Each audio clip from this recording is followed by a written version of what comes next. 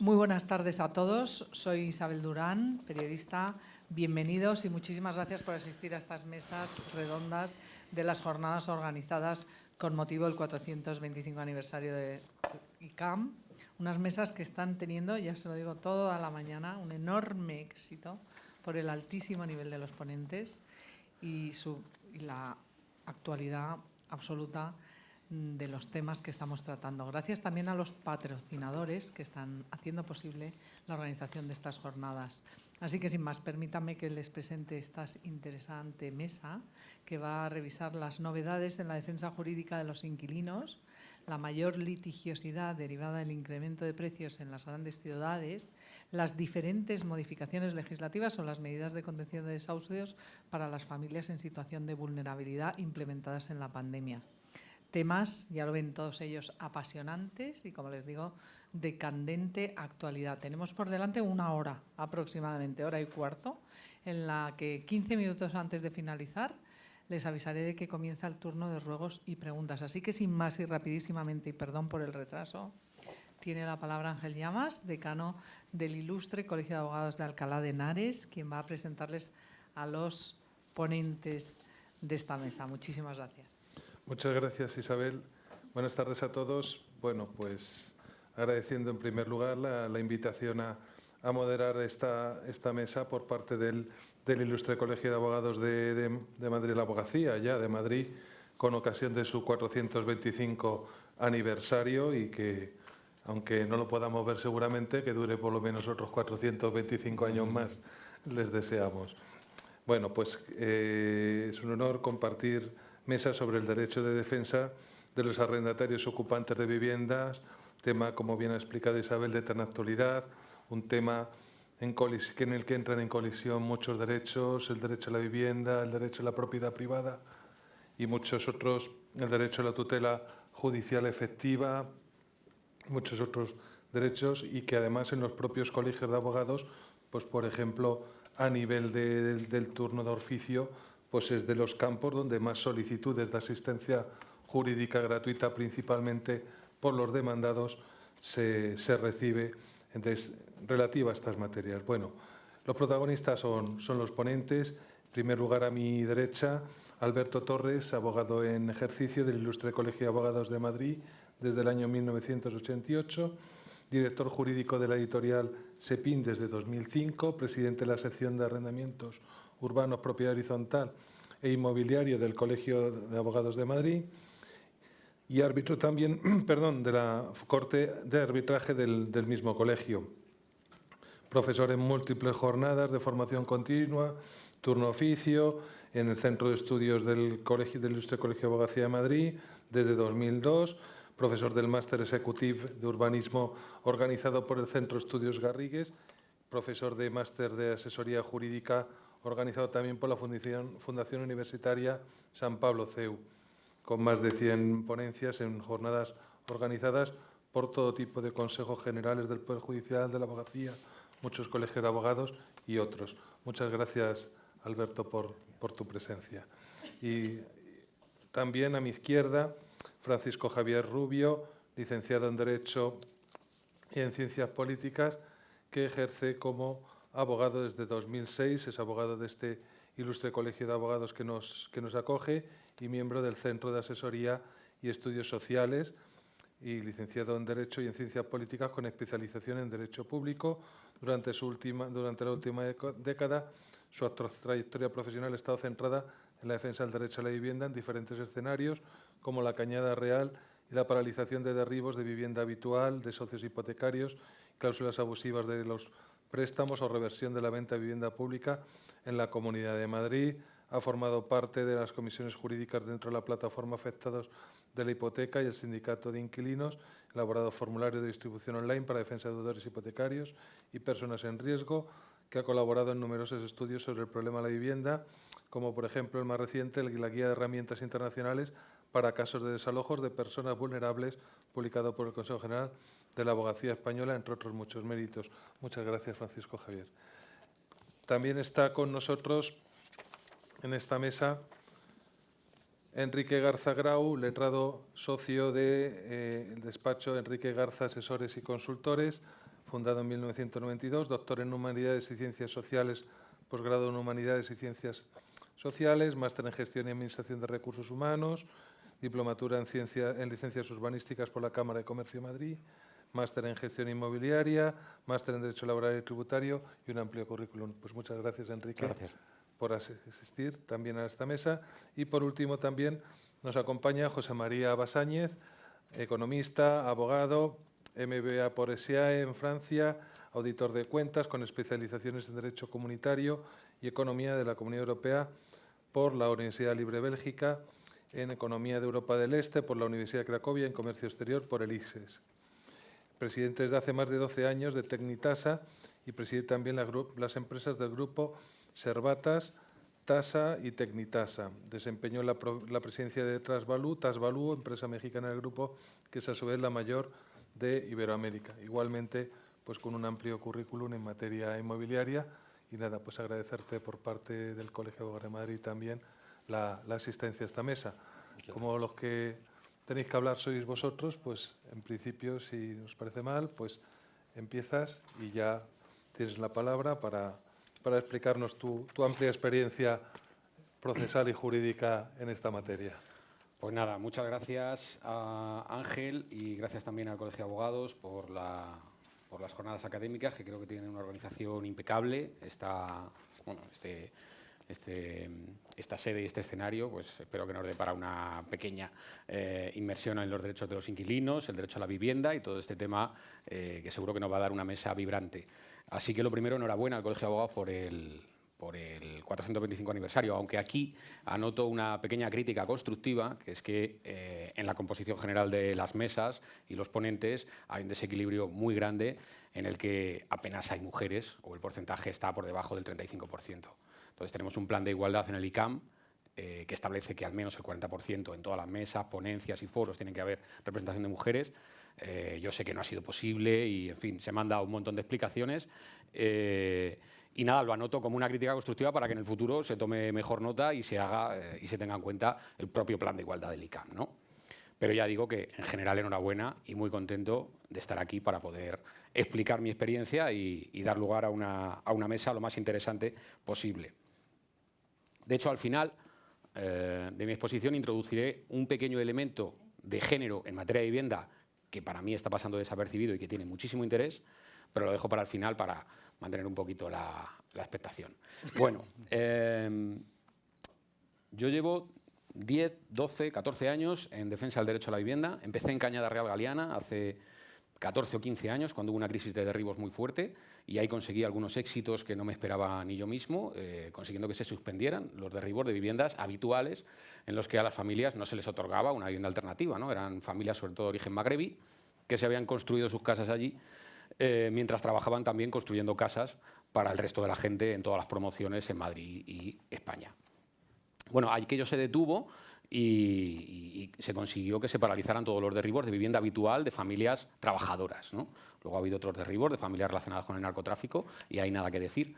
Pero aquellos éxitos, digamos, porque conseguimos llegar hasta el Tribunal Europeo de Derechos Humanos y eso provocó la suspensión generalizada de esos derribos, me animaron a continuar ese camino del derecho a la vivienda desde ese lugar tan inesperado como era el urbanismo, la disciplina urbanística y la Cañada Real Galiana de Madrid. Luego entré en materia hipotecaria con los desahucios hipotecarios que vinieron en 2011, 2012, 2013 y sin saber hipotecario ni saber cláusulas abusivas, pues fui aprendiendo sobre la marcha y también al cabo de unos años pues empezaron a aparecer algunos éxitos que ya te empezaron a dar alguna pericia, alguna idea de mejores fórmulas para defender, ¿no? Se tuvo que modificar el procedimiento civil, se permitió ponerse por cláusulas abusivas y, bueno, y todavía estamos en esa batalla, ¿no? Todavía hay una enorme litigiosidad de hipotecas y procedimientos que vienen de la crisis anterior del año 2008. Y a partir de 2016-2017, con el auge de los precios del alquiler, pues también empezó a haber, digamos, una demanda jurídica de defensa de inquilinos que se ven presionados por extinciones de contrato o subidas de la renta o pues la nueva figura que ha aparecido de los grandes tenedores en materia de alquiler.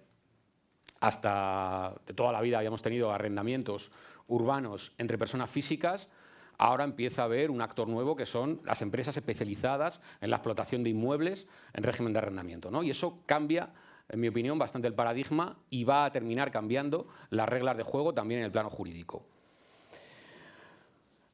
Hoy en día me parece que en cualquiera de nuestros despachos, abogados, abogadas, pues tener unas nociones sobre derecho a la vivienda, que es una materia que es transversal a los arrendamientos, al urbanismo, a las hipotecas, al derecho civil en general, pues está muy bien, porque tarde o temprano va a aparecer por la puerta un cliente, alguien que va a demandar que le defiendas su vivienda porque está amenazado con algún tipo de procedimiento que puede terminar en un desalojo. Y por tanto, saber algo de hipotecas, saber algo de alquileres, saber algo de vulnerabilidad y del juicio de proporcionalidad, saber algo de vivienda pública, pues son nociones que son muy útiles, me parece, hoy en día para cualquier despacho de abogados.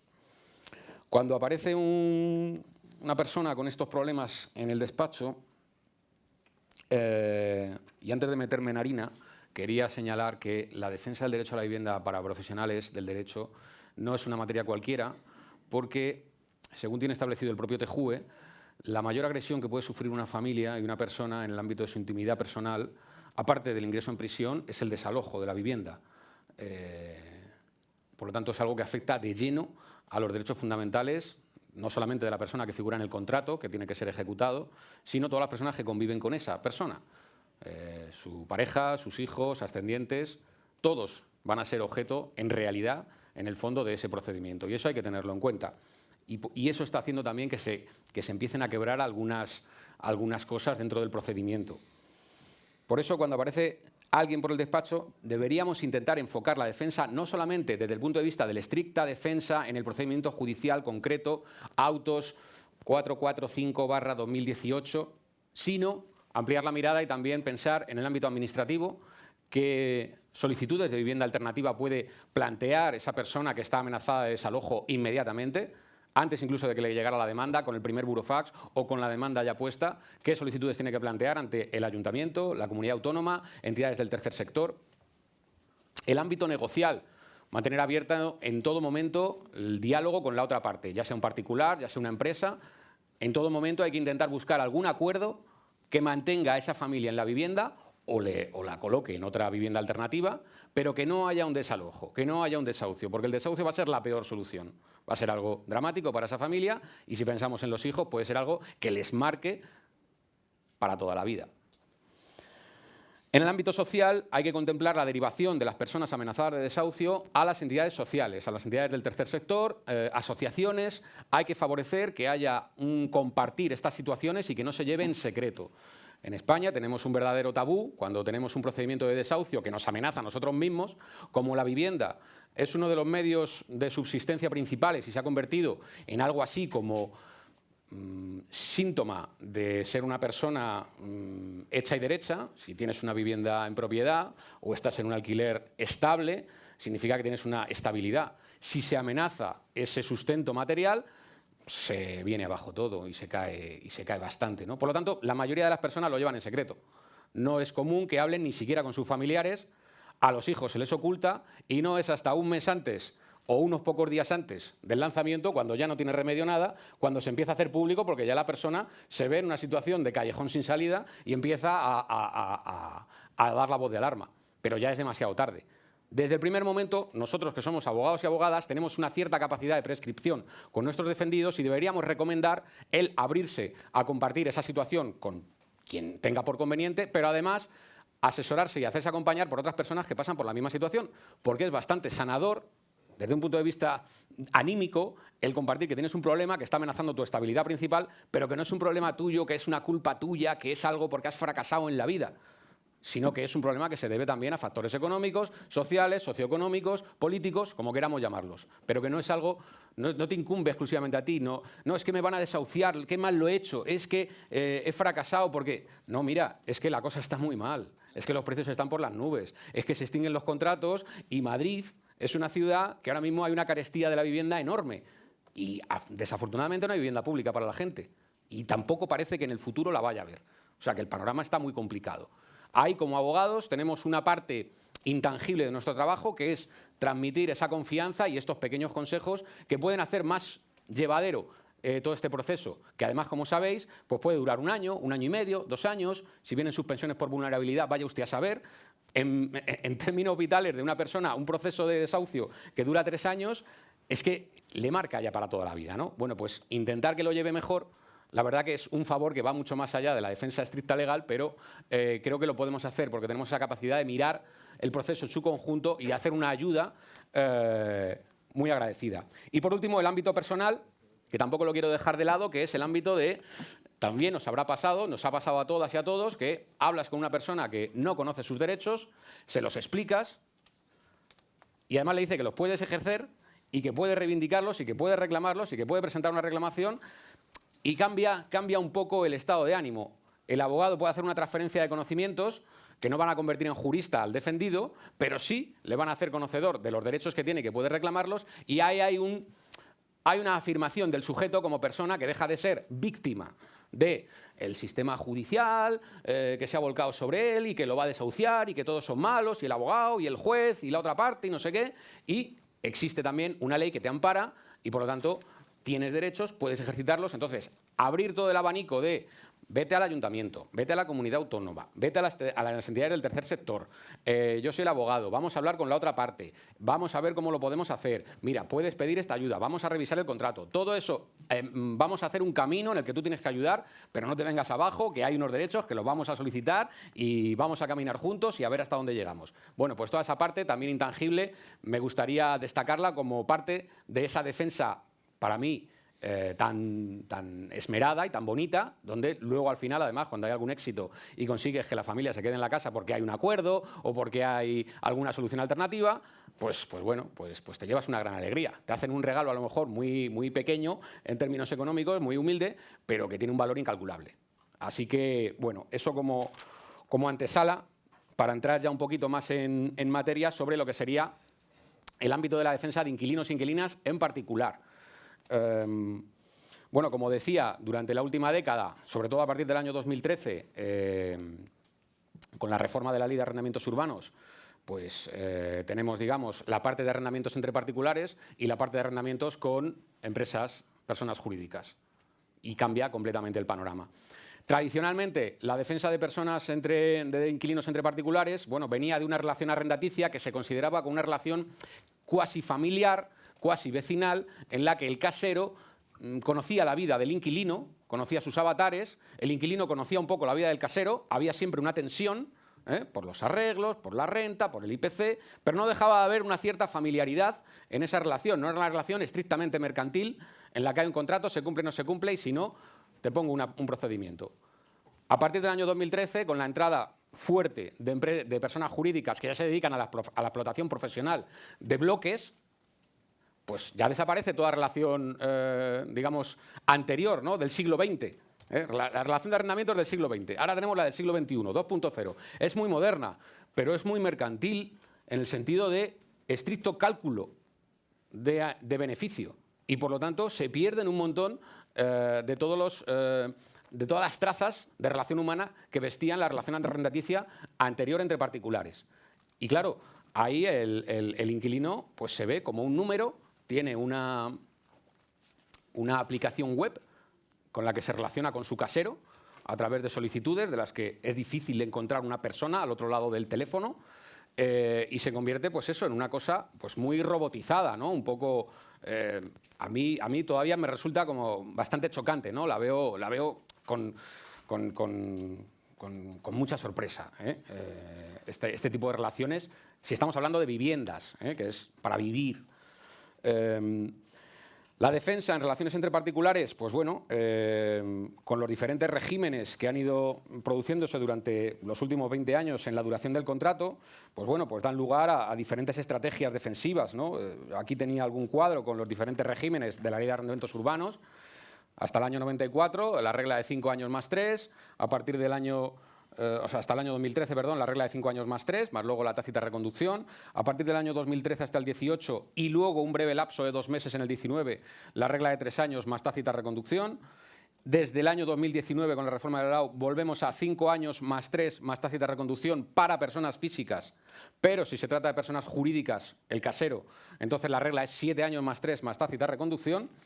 Y aparte tenemos todo el fenómeno de los arrendamientos con opción a compra, que tienen su propia discusión jurídica y han dado lugar también a muchísimos problemas. Fue un fenómeno, el del arrendamiento con opción a compra, muy popularizado en cierto momento, se puso de moda, pero yo no sé si hay estudios de cuántas compras se han materializado de todos aquellos alquileres con opción a compra que se hicieron, porque luego la problemática ha sido enorme. ¿Qué ocurre?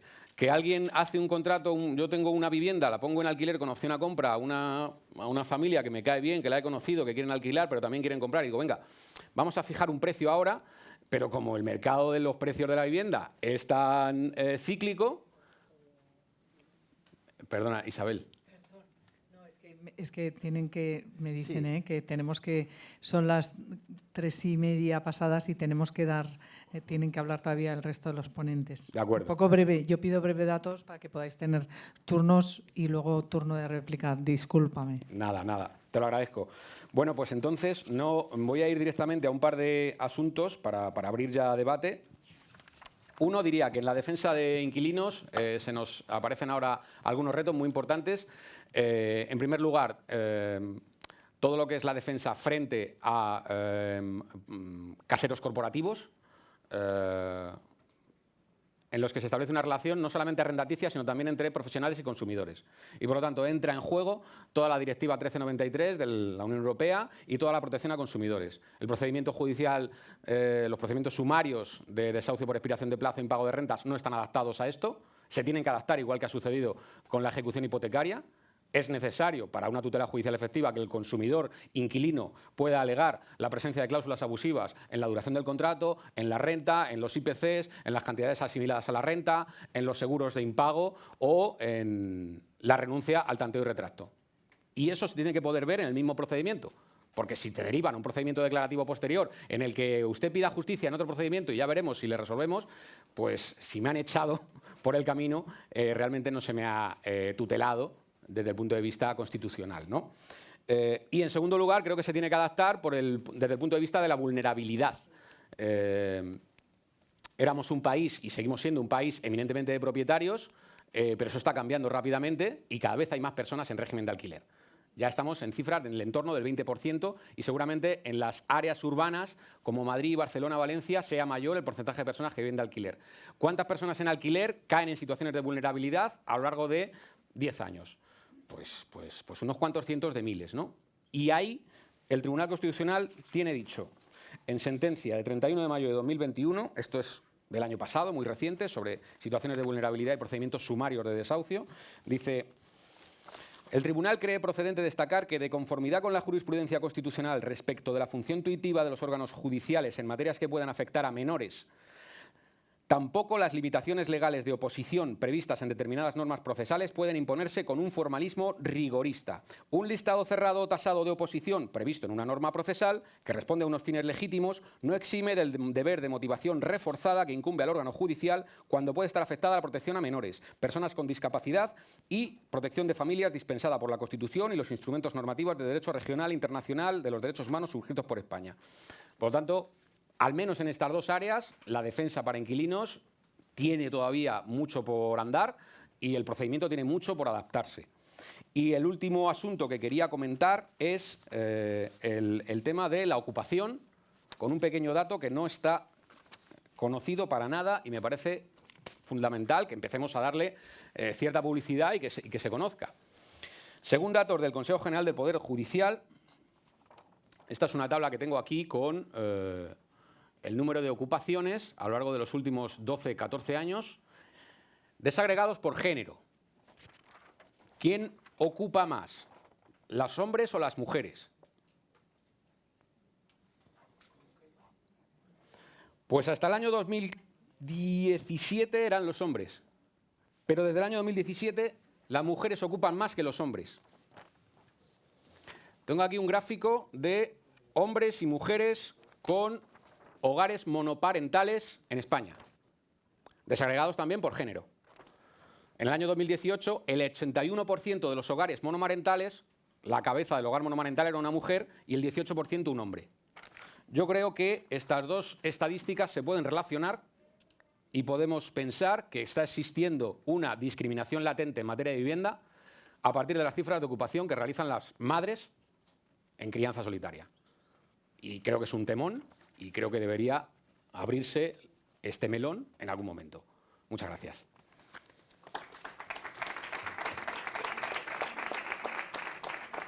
Muchas gracias, Javier.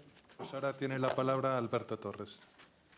Muchas gracias, Isabel, Ángel, por la presentación. La verdad es que hemos alterado un poco el guión que teníamos previsto en el último momento, cuando me encargaron en el colegio diseñar esta jornada.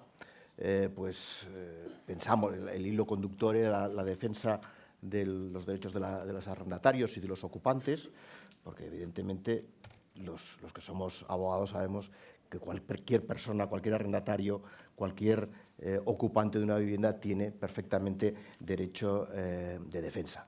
Mi hija, que ha empezado Derecho este año, pues le tengo que recordar a veces esto, ¿no? Que no todo el mundo tiene derecho a la defensa letrada.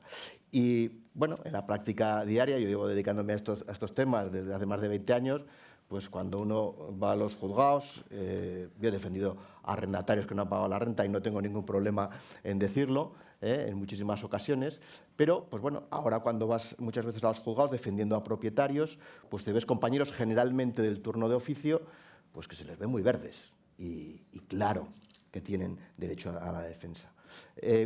Estuve buscando gente que pudiera defender la posición de los arrendatarios y bueno, encontré a Javier Rubio, que ha escrito además sobre este tema una guía que realmente merece mucho la pena y que conoce perfectamente la óptica de la defensa de los derechos de los arrendatarios, como nos ha mostrado. Y a mí ha dicho una cosa que me ha parecido interesantísima, que la defensa de los derechos de arrendatarios y ocupantes no debemos centrarla solo en el procedimiento, sino también en cuestiones administrativas. Yo cuando en muchos procedimientos judiciales ves al compañero del turno de oficio que hace lo que puede y que, bueno, pues alguna vez se le escapa cuando tú ves que hay una cuestión compleja y dices, menos mal que no me la ha soltado, ¿no? Que tú sabes que está en el procedimiento, pero hombre, eso que a lo mejor puede ser más normal porque es derivado de la complejidad del propio procedimiento y que no la ha podido no ver, lo que ya tiene menos perdón es que la situación de vulnerabilidad no la conozca perfectamente cómo está y no la sepa oponer, por ejemplo. Y es que no siempre hay que oponerse diciendo, pues, no puede pagar la renta, pues, cuestión compleja, o mora del acreedor, que es lo que se suele decir muchas veces. Quería pagar, pero no puede, ¿no?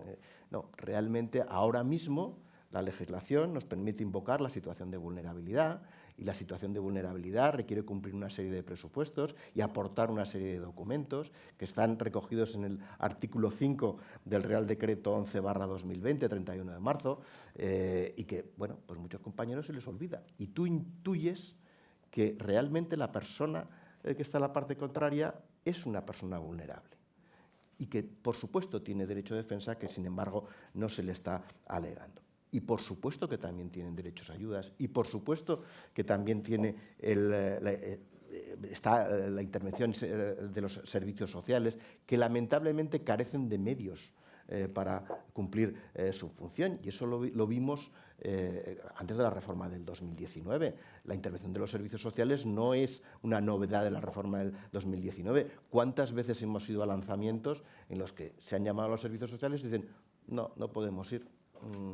No disponemos de medios y se ha suspendido el lanzamiento o se ha llevado a efecto.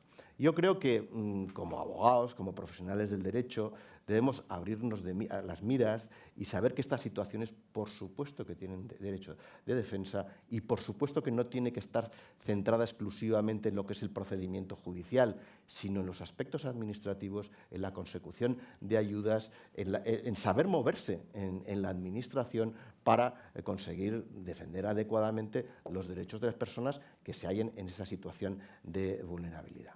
Y yo, por lo pronto, yo creo que quería dar simplemente esta pincelada para que luego volvamos a otras cuestiones, a lo mejor más técnicas o no, que creáis que estiméis oportuno.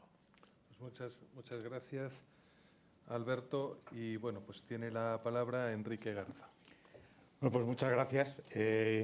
Me sumo a las felicitaciones de mis compañeros, a la organización del ICANN, a la presentadora y, por supuesto, a las brillantes intervenciones que estáis teniendo los compañeros que me precedéis, ¿no?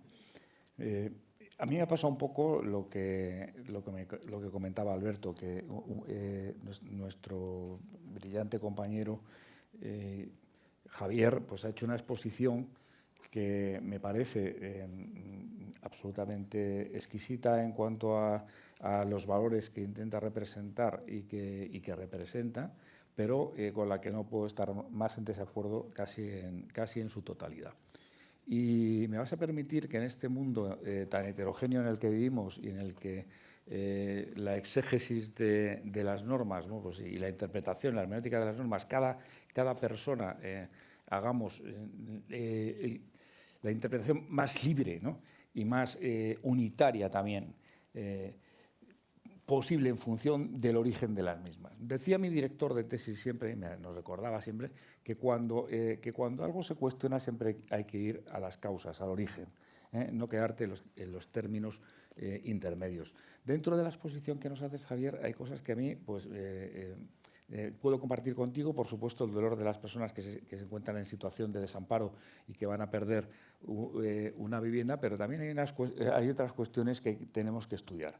La propiedad. ¿La propiedad es un derecho fundamental o no es un derecho fundamental? Es un derecho constitucional. Todos sabemos que la Constitución española no lo incluye en su parte dogmática, evidentemente, y es un derecho constitucional que forma parte de la estructura económica de la Constitución española, muy restrictiva y además también con cierta influencia de lo que fue la Constitución del 31, y muy restrictiva lo digo porque la Carta Europea de Derechos Humanos sí lo reconoce como un derecho fundamental, como la mayor parte de la doctrina de los constitucionalistas españoles, sin perjuicio de que el Tribunal Constitucional lo considera, por el contrario, que no forma parte del elenco de derechos fundamentales. Pero hay que analizar cuestiones también sustanciales y sustantivas e históricas en qué es la propiedad. Realmente la propiedad, ¿qué es lo que en el fondo estás poniendo en tela de juicio en esa interpretación de la norma? Cuando le dices, bueno, es que todo el mundo que tenga un problema como arrendatario, que se sumen a la bandera de la lucha contra el propietario malvado. El propietario malvado, pues a veces no es un propietario malvado. El propietario malvado en España es un país en el que las pensiones de jubilación son miserables y hay muchísimos españoles que están viviendo gracias a que tienen un piso en alquiler que ha sido su plan de pensiones, como ha pasado, por ejemplo, el caso de mi padre, que tenía una pensión de jubilación de 500 euros o 600 euros y tenía dos localitos que era lo que realmente le estaba dando la posibilidad de vivir. La propiedad privada, en el fondo, no deja de ser una extensión de tu personalidad. Hasta en el derecho natural se puede estudiar la propiedad privada como un derecho fundamental precisamente por eso.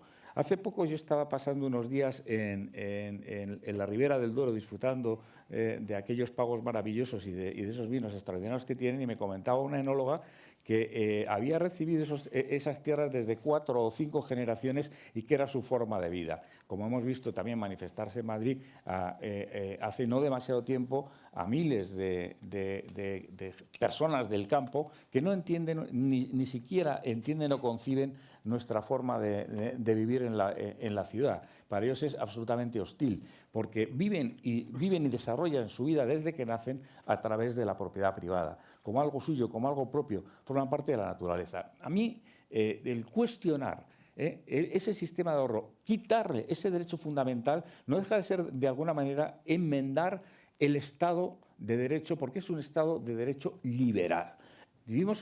Toda Europa se sostiene con unas constituciones liberales, y las constituciones liberales reconocen el derecho a la propiedad privada.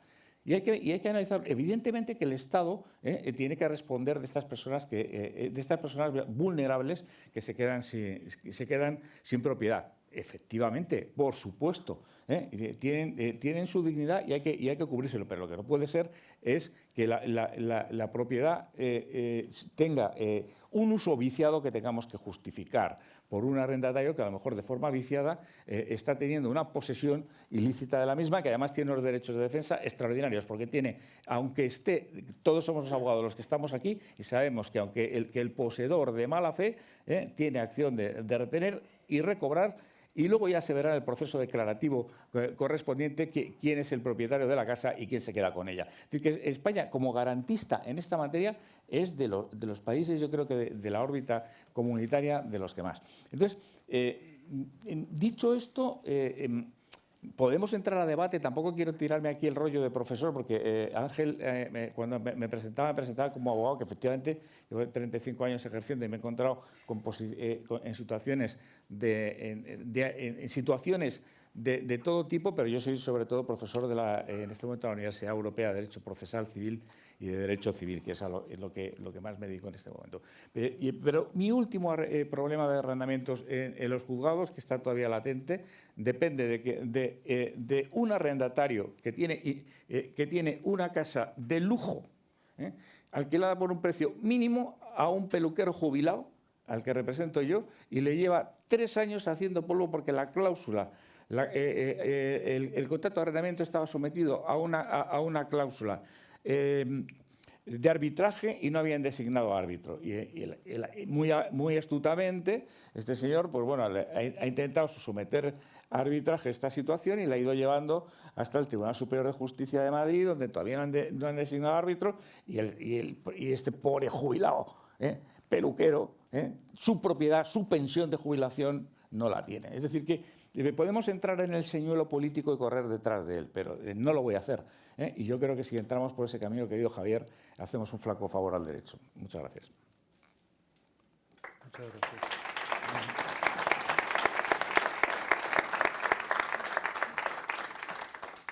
Muchas gracias, Enrique. Y tiene la palabra también José María Basáñez.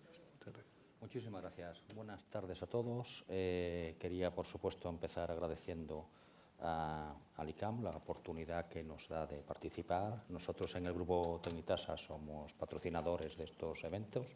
Estamos muy honrados de estar aquí. También, por supuesto, agradecer al Instituto de Empresa, ya que estamos en su casa, magníficamente atendidos. En cuanto a cuando me han presentado pues, como abogado, como economista y como presidente del Grupo Tecnitasa, que es, como sabrán, el segundo grupo por volumen de tasaciones de inmuebles en España. Desde la primera perspectiva como abogado, faltaría más que estamos de acuerdo, no sustancialmente en desacuerdo, pero sí en algunos puntos estamos de acuerdo. Los básicos que estaremos de acuerdo todos, como el derecho a la tutela judicial efectiva o el derecho de defensa para cualquier tipo de persona. Me ha interesado mucho cuando has hecho unas pinceladas del alquiler en España. Efectivamente, desde Tecnitasa venimos observándolo hace muchos años, siendo España, como todos sabemos, un país tradicionalmente de propietarios de viviendas. También desde el propio régimen anterior de Franco se propició mucho el ahorro, se realizó mucha vivienda social que se acabó entregando a muchas familias. Tuvieron un papel determinante, como recordarán los participantes, las cajas de ahorros, de tal forma que no solo pudieron propiciar que familias que no tenían ningún tipo de riqueza ni de ahorro después de la guerra, donde estaba todo desolado, que era la práctica totalidad de las familias españolas, no solo tuvieran vivienda, no solo accedieran a vivienda, sino que además crearan unos activos monetarios traspasables y objeto de herencias, lo cual era absolutamente revolucionario. En parte era por las políticas que entonces muy bien encaminadas, al menos en este aspecto, en parte era por el papel de las cajas de ahorros y en parte, por supuesto, por el esfuerzo de todas las personas que trabajaron, ahorraron y llevaron una vida disciplinada, accediendo así a la vivienda.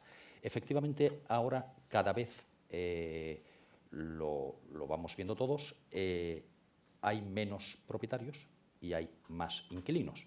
Las causas en muchos casos son perfectamente extrapolables a otros muchos países. Es decir, hay cada vez más movilidad por parte de los trabajadores, evidentemente. Entonces ya no compras una casa, sino según dónde te vas moviendo, pues alquilas una. Los jóvenes que estudian fuera pues van alquilando y cada vez, evidentemente. Pero al margen de esos factores, aquí en España tenemos al menos 4 muy claritos. Uno es que los salarios son muy bajos, especialmente para las personas que empiezan a trabajar. Esto combinado con un segundo factor de que los precios son muy altos, ya nos pone, en principio, difícil en esa contraposición el que las personas jóvenes tengan facilidad en el acceso a su propia vivienda. Luego, como sabemos, nosotros lo vemos en Tecnitasa continuamente y lo conocemos todos en todas las operaciones de crédito hipotecario, lo normal es que la entidad financiera te financie pues, alrededor del 80% del precio de compra de la vivienda. Si a esto le sumamos los gastos que lleva conllevados y demás, la adquisición de una vivienda o de cualquier inmueble, estaríamos necesitando un ahorro pues, del orden del 30% de la inversión para poder acceder a la compra, a la propiedad de una vivienda. Efectivamente, con un cuarto factor de que la seguridad en el trabajo fijo no es precisamente uno de los grandes logros en la economía española, con salarios bajos y con precios altos de vivienda y con poca posibilidad, por tanto, de ahorrar un 20 o 30%, es evidente que cada vez hay más familias viviendo de alquiler y menos habiendo adquirido su vivienda. Y es una tendencia que, además, por el camino que vamos, evidentemente seguirá aumentando. Entonces, obviamente, a partir de esa figura, tendremos cada vez más inquilinos y, por supuesto, hablaremos más de la defensa del inquilino, del ocupa, del inquilino que no ha pagado. Todo esto, cada vez, como bien decíamos, será más necesario el conocimiento por parte de los distintos operadores legal sobre el asunto, porque es que, además, cada vez será más numeroso, será más habitual. En cuanto a cómo lo vemos en el asunto en empresas tasadoras de inmuebles, nosotros vamos viendo cómo una tasación relativamente habitual es la valoración de los destrozos que ha dejado el ocupa cuando finalmente ha salido de la vivienda o la valoración de la vivienda una vez destrozada.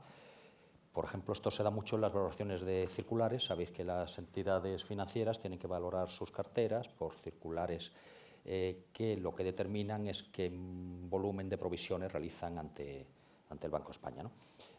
Aquí las vemos en unos casos que están ocupadas en ese momento, con lo cual no hay acceso a la vivienda interiormente por parte de nuestros técnicos tasadores de Tecnitasa, y otras que han sido ocupadas pero ya están destrozadas. En muchos casos hay posesión por parte del banco, hay propiedad pero no hay posesión, con lo cual no te pueden abrir la puerta. Y entonces hacemos las tasaciones pues, con visita exterior y por circular.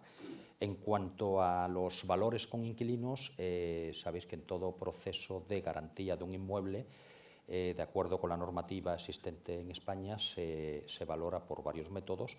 En este caso de los inquilinos, uno es el valor del mercado libre de inquilinos y otro es el valor de actualización de las rentas que generan esos contratos de arrendamiento. Vale, ¿dónde está el problema? Siendo el menor de los valores el que se certifica como valor de tasación y es el que sirve de garantía para la operación ante una entidad financiera. Aquí entra el asunto de que las rentas hay que documentarlas, evidentemente, con el contrato de arrendamiento y con los últimos recibos de las percepciones por parte del propietario de esas rentas. Claro, en el caso de los ocupas no hay esas rentas, tampoco hay contrato de arrendamiento. Pero hay otra figura que se está dando mucho últimamente, que la veréis también que existe en Internet. Antes había muchas plataformas de afectados, nombro algunas muy buenas de la hipoteca, de las cláusulas, de tal. Había también por parte de los propietarios la plataforma de afectados ante los ocupas.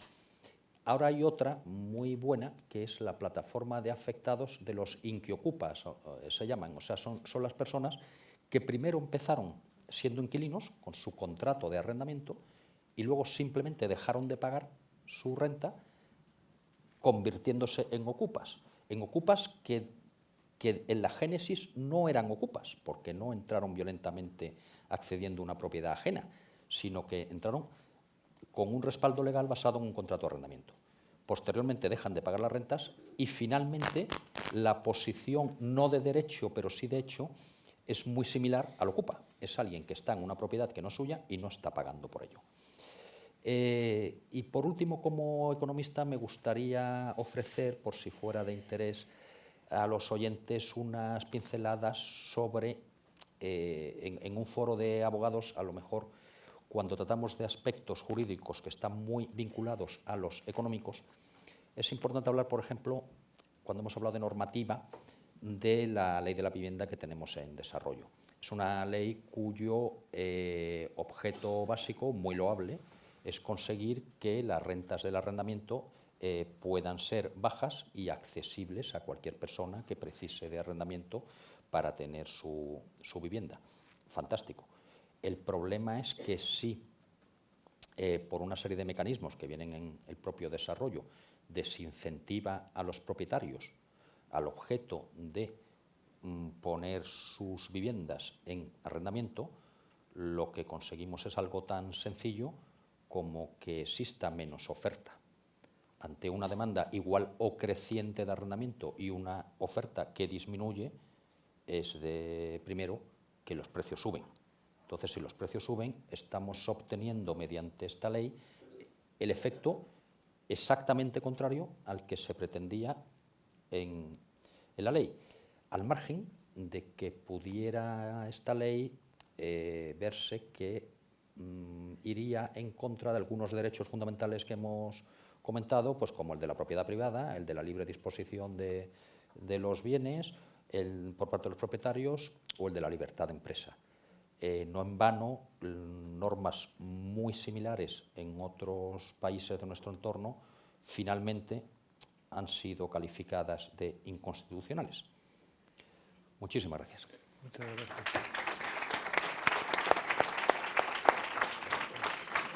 Muchas gracias, José María. Abrimos un turno libre, ¿no? Abrimos Ángel? un turno libre y lo Anárquico, empiezo yo libre, mismo. como queramos. Lo empiezo yo mismo, pero nada, muy breve y desde mi conocimiento como abogado también con 30 años en ejercicio y lo que también vemos en los colegios de abogados con las solicitudes que recibimos.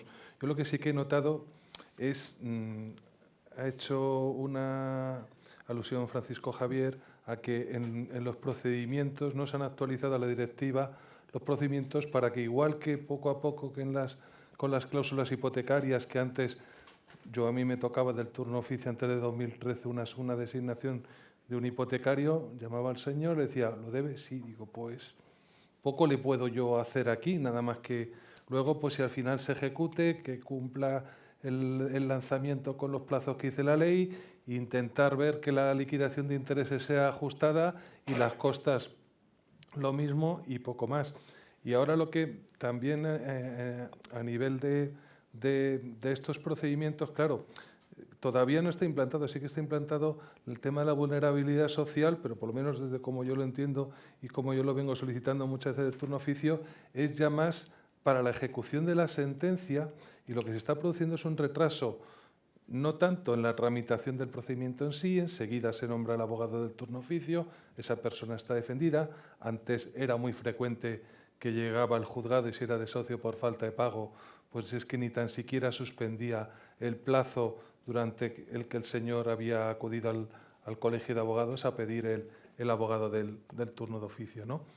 Y ahora no, ahora sí, se esperan los juzgados, se esperan la sentencia, pero no es hasta el momento de ejecución cuando se plantea la situación de vulnerabilidad y se piden los informes a los ayuntamientos, a los servicios sociales, y eso hace que se retrase. Y yo, por ejemplo, a nivel nuestro, hay partidos judiciales, como por ejemplo Sarganda del Rey, que a nivel de ejecución de procedimientos de desahucio están con unos retrasos importantísimos, que sí, el propietario ha tenido una resolución donde dice efectivamente que debe ese dinero y que tiene, porque el desahucio, por la mayoría son desahucios por falta de pagos, hay muy pocos juicios arrendaticios por otras razones.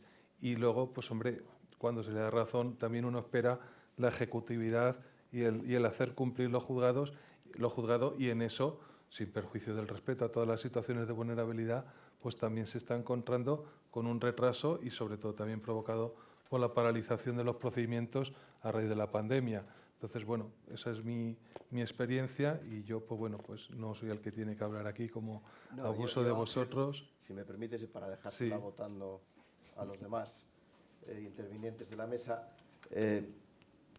Ahora mismo los abogados pues, nos amparamos cuando ejercemos nuestro derecho de defensa en lo que dice la ley, ¿no? Y ahora mismo tenemos la suspensión de los juicios de desahucio hasta el 30 de septiembre de 2022, 30 de septiembre, hasta el 30 de septiembre. No sé si se volverá a prorrogar, no sé si la ley de la vivienda adoptará alguna solución y se publicará antes de esa fecha, pero desde luego ahora mismo esa suspensión de los juicios de desahucio es hasta esa fecha, hasta el 30 de septiembre de 2021. Es cierto también que, por otro lado, hay en muchas ocasiones un cierto, entre comillas, abuso del derecho de defensa en la dilación del procedimiento. Yo nunca lo llamo abuso, por eso lo digo, pongo muy entre comillas, porque siempre el ejercicio del derecho de defensa es legítimo. Entonces, yo os pregunto, sobre todo a Javier, si realmente hay otra solución que no sea la suspensión de los juicios de desahucio para solucionar el problema real de los arrendatarios y ocupantes de la vivienda. Sí. Yo iba a ir también por ese lado, un poco por la situación que tenemos ahora con las medidas de contención de desahucios que aparecieron con la pandemia y que se han ido prorrogando hasta el 30 de septiembre, efectivamente, y que han generado una bolsa de personas en situación de vulnerabilidad que, estando con un lanzamiento señalado, se les ha suspendido y eso se va prorrogando sine die porque la legislación procesal ha ordenado que los servicios sociales hagan un informe de vulnerabilidad. Ese informe de vulnerabilidad se le pase al juez o la jueza y el juez o la jueza, pues si es un caso de un inquilino, automáticamente determina la suspensión, o si es un caso de un ocupante precario sin título suficiente, valore las circunstancias del caso, haga una especie de juicio de proporcionalidad y suspenda o no. Porque hay personas en vulnerabilidad que haciendo el juicio de proporcionalidad no te sale suspender el desahucio.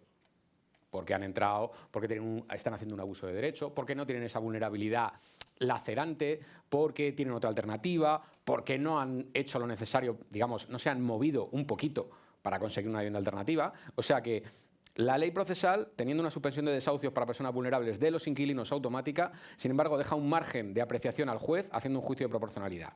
Pero es verdad que, habiendo estas medidas, la ley es un poco ingenua al suponer que desde servicios sociales se va a hacer un informe de vulnerabilidad que diga que se suspende el lanzamiento, que se le provea de una vivienda alternativa y punto. Y claro, yo hace unos años, de hecho, me sorprendía porque algunos jueces y juezas en Madrid me decían no, que se vaya a servicios sociales a alegar esas situaciones. Aquí no venga porque en la ley procesal no lo pone. Y yo le decía, pero es que en servicios sociales ya ha ido y no dan viviendas. Y decía, bueno, a mí no me venga usted con esas vainas porque eso es asunto de servicios sociales. Pero servicios sociales no tiene viviendas, nunca las ha tenido y no las va a tener, salvo que se tome alguna medida por el camino.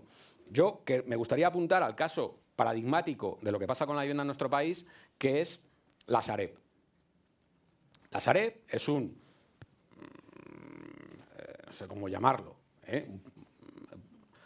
un aparato orgánico, jurídico, estatal, privado, no se sabe muy bien, en el que han ido a confluir un montón de activos tóxicos, se han ido saneando por detrás para que la banca sea rentable, de buenos dividendos, no bajen sus acciones y tenga un rating suficientemente potente, pero por el camino la Sareb pues ha ido colocando todos esos activos a través de los servicers, que ahora también van a colocar viviendas de Blackstone, pero también del Santander, pero también del otro, y las suyas propias, y las de la Sareb, y no se la están no están ni se la espera.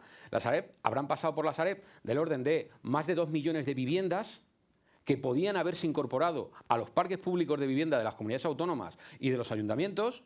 Algo se ha hecho. A ver, tiene un departamento de responsabilidad social corporativa, la Sareb, y tiene algunos convenios con Valdemoro o con Sant Cugat del Vallès y han cedido 5 viviendas por allí.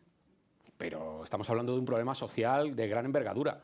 Bueno, pues a mí me gustaría, yo creo que además hay algunas comunidades autónomas que lo están demandando ya con mucho ahínco, el decir, oiga, cédanos viviendas en el régimen que sea, derecho de superficie, cesión gratuita o por un canon o lo que sea mensual o anual, pero cédanos viviendas porque tenemos una emergencia social brutal, tenemos una bolsa de personas que están en suspensión en los desahucios, en los juzgados y servicios sociales no tienen viviendas, y si abrimos la Sareb a dar esas viviendas para alquiler social, vaya, vamos a relajar muchísimo la tensión en este país con el tema de la vivienda, que es como uno de los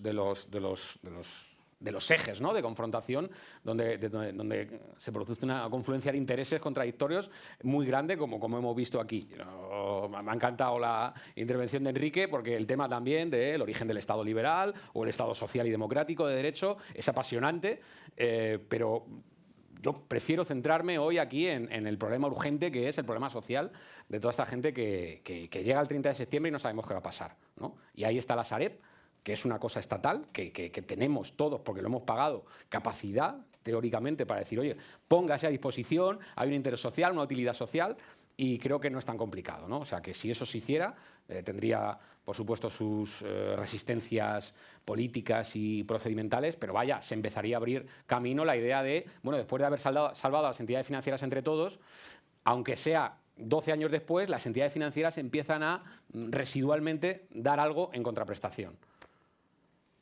¿Y tú, Enrique, cómo lo ves? Hombre, vamos a ver, yo no... cuando alguien tiene razón, la tiene, a lo mejor por ese camino. No conozco bien el tema de la Sareb, lo estás explicando tú y te creo.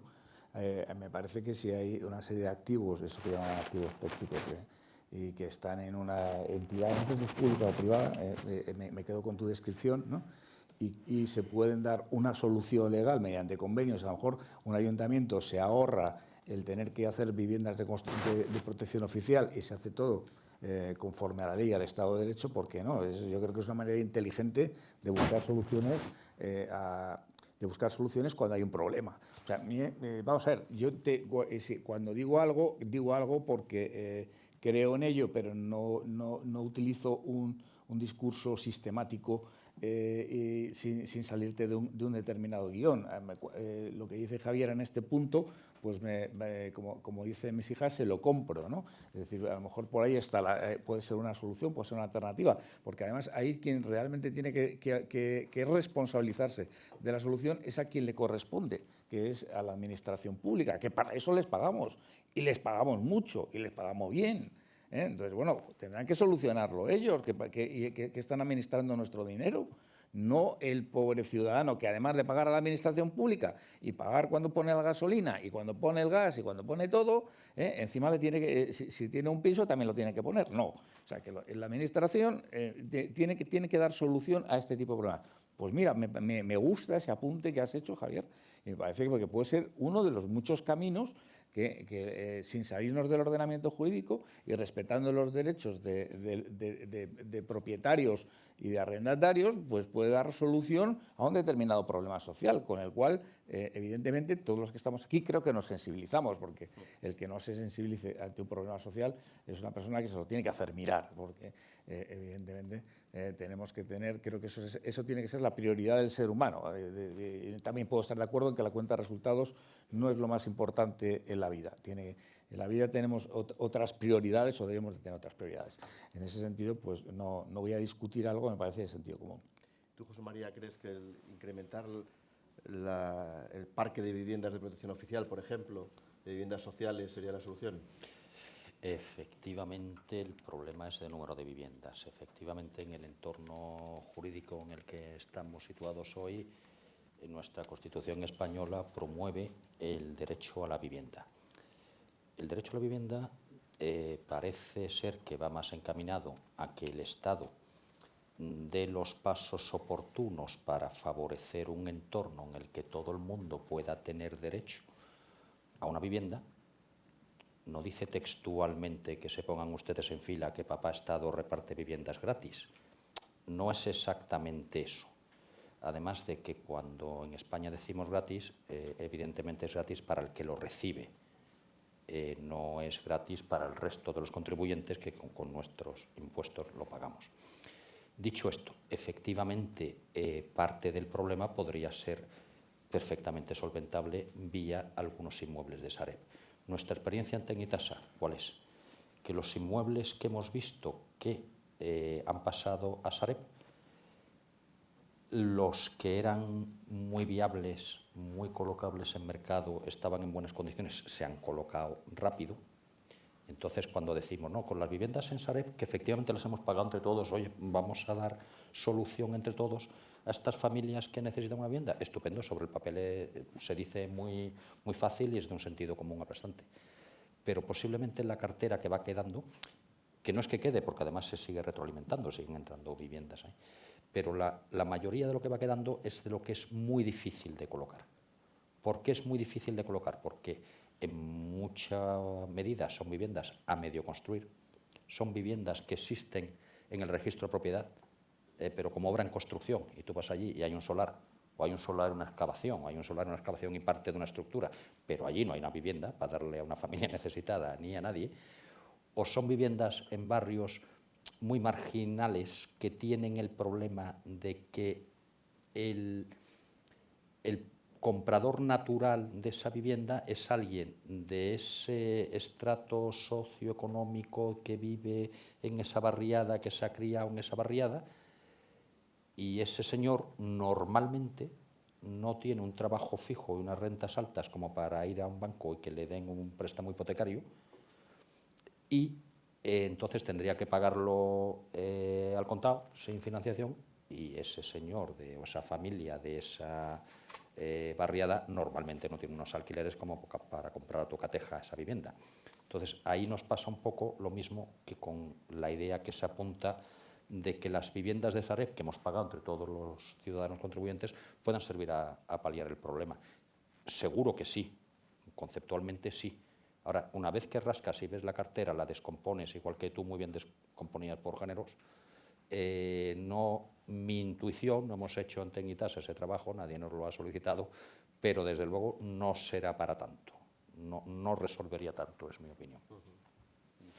En fin, no es por pretender ser equidistante ni mucho menos, cuando hablábamos de la Constitución, del derecho a la propiedad, del artículo 33, del derecho a la vivienda, que del artículo 47, en fin, de la función social que debe cumplir el Estado, al final uno se da cuenta de que realmente la función social la tiene que cumplir el Estado, que los planes de viviendas, ahora está el plan de la vivienda del 2022-2025, es insuficiente, que las viviendas sociales es insuficiente, el número de viviendas de protección oficial, que cuando hubo viviendas de protección oficial se vendieron y desapareció en gran medida el mercado de viviendas de protección oficial. Entonces, claro, al final el Estado es lo que es, ¿no? Y tenemos que luchar con ello, ¿no? Entonces, muchas veces eso se traslada a los procedimientos judiciales y a nuestra intervención como abogados y realmente se nos hace muy difícil el trabajo, ¿no? Porque si tenemos que pedir la suspensión de un procedimiento judicial, de un juicio de desahucio, y sabes que al final los servicios sociales no van a cumplir su función porque no van a ofrecer esa vivienda social, hombre, no tiene sentido que esa suspensión se prorrogue sine die y que los procedimientos de desahucio, según mi criterio, se lleven suspendidos, algunos de ellos, que tampoco son todos, que eso tampoco no nos puede confundir, pues desde la declaración del estado de alarma, ¿no? Que van prácticamente suspendidos. Y al final la solución está, pues, vivienda social, servicios sociales, medios, Estado, y el Estado, que somos todos, yo creo que no tiene medios suficientes para cubrirlo todo, con lo que al final la conclusión es que tenemos un problema. ¿No? Ángel, no sé qué opinas. Sí, bueno, pues sí, en cierto modo como tú también, que claro, muchas veces pues no se llega a esa solución, y como he planteado, es que son los jueces tienen dos funciones: juzgar y hacer ejecutar lo juzgado. Y también, pues efectivamente, pues por un lado, que se juzgue con garantías, que se le permita poner, pero también, lógicamente, al que obtiene la resolución en derecho, pues que lo antes posible pues también se le ejecute y devuelva. Pues bueno, es que también es un tema muy amplio, no es lo mismo la normativa principal a lo que ataca, sobre todo, es a los grandes tenedores.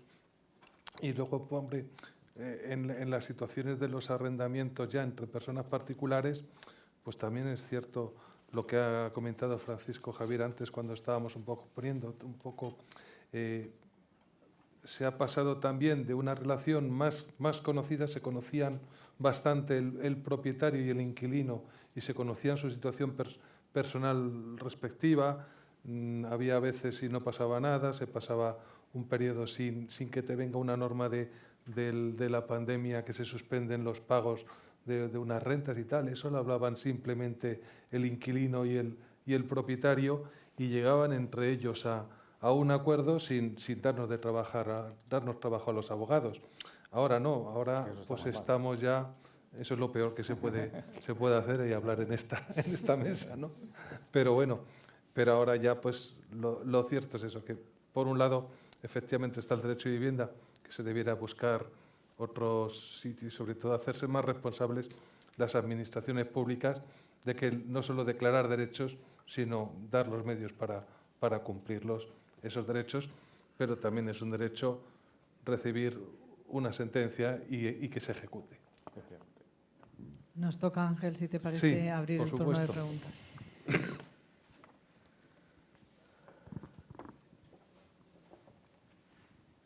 Buenas tardes. Bueno, yo me voy a referir a dirigirme a cualquiera de ustedes, que más bien compañero que está todos los días en el juzgado. Mi pregunta es si las causas de oposición que tenemos en un procedimiento de desahucio se podrían extrapolar a los, por ejemplo, supuestos de familia de extinción del uso de la vivienda, en modificación de medidas, que es muy habitual. Está primero un cónyuge, luego el otro cónyuge. ¿Cabría la vulnerabilidad? La vulnerabilidad solamente, entiendo, ¿no?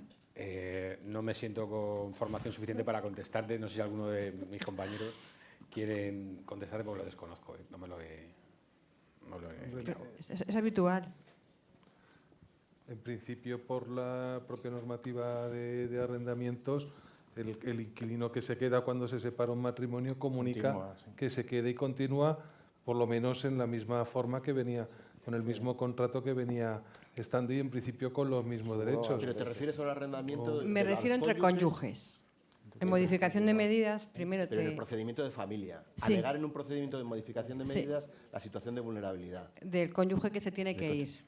El cónyuge que se tiene que ir. Yo, familia, no uso. Hombre, esa es una discusión. Es una discusión cuando no hay hijos.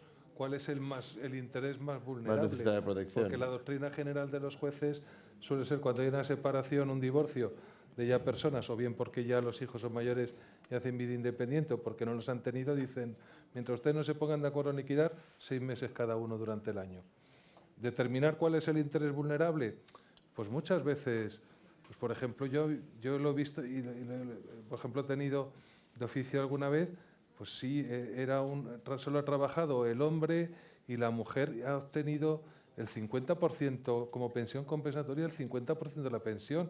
Pero el problema es que la pensión, si no es muy elevada, pues es que pasan a ser los dos, en cierto modo, vulnerables. Pero es que, fíjate, Ángel... Cuando ya están jubilados, por ejemplo, que ya no tienen acceso al mercado de trabajo. La situación de vulnerabilidad se ha puesto de moda. O sea, ahora se opone en todos lados. Y todos sabemos lo que es una persona vulnerable. Pero claro, como abogados tenemos nosotros una inseguridad absoluta, porque no es lo mismo una situación de vulnerabilidad que se sujeta a la declaración del COVID, por ejemplo, a los reales decretos que definen lo que es esa situación de vulnerabilidad, que es otra situación de vulnerabilidad distinta a las ejecuciones hipotecarias, que no sé qué real decreto era, el 2018, cuál las definía perfectamente. Entonces, claro, cuando hablas de situación de vulnerabilidad, ahora todo el mundo es vulnerable, ¿eh? Pero hay que ver si realmente lo es de acuerdo a la legislación específica aplicable a ese presupuesto. Que realmente la situación de vulnerabilidad, por ejemplo, en materia de arrendaticia que se regula en el Real Decreto 11/2020 del COVID, ¿se está aplicando a otros procedimientos? Yo tengo compañeros que sí lo están solicitando en los escritos de oposición. Es vulnerable y te van a decir, es que no tiene nada que ver el COVID con el procedimiento que me estás aquí invocando. Oye, por intentarlo que no quede, porque somos los abogados los que realmente tenemos inseguridad de que esa situación de vulnerabilidad no está bien regulada. No hay una disposición general que diga, son vulnerables, fulanito, tal, los que están en esa situación, cobren ERTE, tal, lo que sea, lo describa. No, hay que irse a cada disposición en cada caso.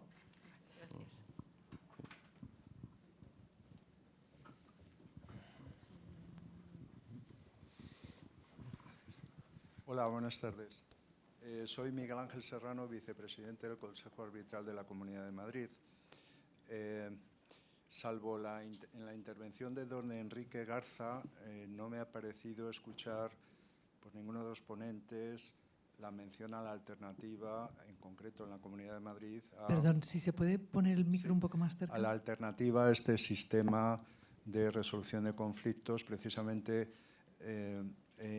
cuando me he incorporado a la sesión, y pido disculpas porque por una serie de circunstancias me he incorporado un poquito tarde, sí que he escuchado a don Francisco Javier Rubio hacer mención a los procedimientos de una duración de, si no recuerdo mal, 3 años o algo así, ha hecho mención. Bueno, pues bien, el Consejo Arbitral de la Comunidad de Madrid ofrece un sistema de servicio de arbitraje que no es arbitraje de consumo. En segundo lugar, el Consejo Arbitral no es una corte de arbitraje, sino que firma convenios con distintas cortes de arbitraje, entre ellos con el Ilustre Colegio de la Abogacía de Madrid, y sí que en su función de fomento y prestación de ese servicio de arbitraje, vela por los intereses de ambas partes, arrendadores y arrendatarios. El único y si me permiten, me voy a referir un poquito brevemente, pero un poquito en extenso, porque yo siempre califico este sistema arbitral del Consejo de Arbitral para el Alquiler de la Comunidad de Madrid como el gran desconocido.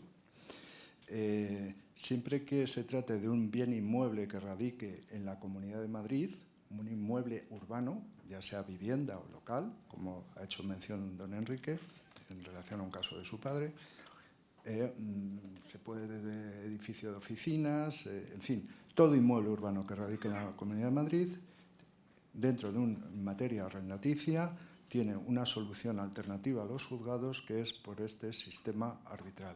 Es un sistema económico, es un sistema que la duración media de las estadísticas de los últimos años son 41 días de media. Se velan por los derechos e intereses de ambas partes, arrendador y arrendatario. Se suele cumplir el laudo voluntariamente en un porcentaje de un 85% y el 15% restante que va a ejecución, en un primer momento iba a ejecución al juzgado 101 y desde que a este juzgado se le privó de la exclusividad en materia de arbitraje, va a turno de reparto como cualquier otra ejecución entre los distintos juzgados de Madrid, porque los laudos se dictan en la ciudad de Madrid, con independencia de que estemos hablando de un contrato de arrendamiento en San Sebastián de los Reyes, Coslada o, por ejemplo, en San Lorenzo del Escorial. Entonces, es un mecanismo alternativo que permite velar por esos derechos e intereses en un plazo razonable. Es verdad que luego, si no se cumple voluntariamente, hay que volver al cuello de botella de los juzgados, pero también al estar detrás de la comunidad se pueden velar por cuestiones. Evidentemente, su señoría es quien tiene que decidir, pero siempre va a estar también, hay un seguimiento de los asuntos por parte de la Comunidad de Madrid y, obviamente, siempre la parte que no esté conforme con el laudo va a tener abierta la tutela judicial efectiva por el mecanismo de la acción de nulidad ante el Tribunal Superior de Justicia de Madrid y luego en la vía ejecutiva ante el juzgado de primera instancia que corresponda. Nada más, simplemente era eso, para ver otros medios alternativos, entre ellos el arbitraje, que puede ser una solución. Este sistema, una pregunta, este sistema del Consejo Arbitral de la Comunidad de Madrid exige que en el contrato se incorpore una cláusula de sumisión. Vamos a ver, puede ser porque en el contrato, que es lo más habitual, exista una cláusula, o bien porque, llegado el conflicto, las partes voluntariamente se sometan en un convenio arbitral ad hoc, diciendo que en concreto quieren someterse a este sistema.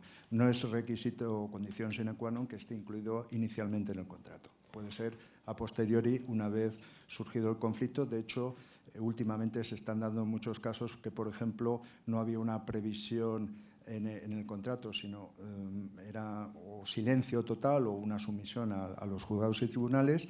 Y, por ejemplo, se está dando muchos casos de convenio posterior de sometimiento a este arbitraje, por ejemplo, en el tema de solicitud de devolución de fianzas o en tema de reparación de destrozos. Sí que hemos observado que será a posteriori, pero lo habitual efectivamente es que esté incluido, pero no es óbice que se pueda suscribir un convenio arbitral a posteriori. Nada más. De todas maneras, Miguel Ángel, Sí. yo me comprometo en la sección de arrendamientos del Colegio de Abogados organizar una jornada sobre arbitraje en arrendamientos urbanos, porque además lo he hablado con Beatriz, o sea, con tu... Aquí me sale está, apellido. presente. Pues estás ahí, fíjate, no te había visto. O sea, que lo vamos a hacer y lo hemos comentado alguna vez, y porque me parece un tema muy interesante y da para hablar 2 horas. O sea, que de esta reunión, de esta jornada sale. ¿eh? Y a tu entera disposición, Alberto. Muchísimas gracias. Alberto, da para mucho tiempo más todavía este debate, que está siendo verdaderamente apasionante. Muestra de ello es el interés que está generando. Yo creo que desde que hemos empezado esta mañana de mesas redondas es el más participativo de todos. Desde luego, la sala lleno total. Yo quiero felicitar y dar las gracias a todos los ponentes. Creo que todos los puntos de vista enriquecen y siempre es muy sano y muy bueno, porque todo lo que hemos aprendido aquí, realmente estamos hablando de derechos fundamentales, del derecho a la vivienda, del derecho a la propiedad de la vivienda, la colisión de ambos derechos. Es un debate interesantísimo que podríamos continuar, y quiero dar las gracias a todos los ponentes y a todos los asistentes, y tengo que despediros ya, lo siento, porque tenemos que continuar con las mesas. Muchísimas gracias a todos.